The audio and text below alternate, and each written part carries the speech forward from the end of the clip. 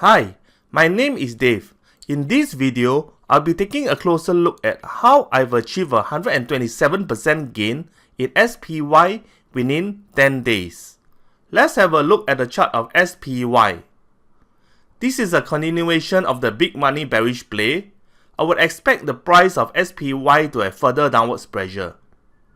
Entry is on 23rd March, with exit on 2nd April. In summary, this is a bearish trade. There's entry price of 66 cents and exit price of $1.50. Knowing the movement of the big money provides an insight of what is going to happen in the future. A nice 127% gain for this trade in 10 days. Let's take a quick look at the live statement of this trade.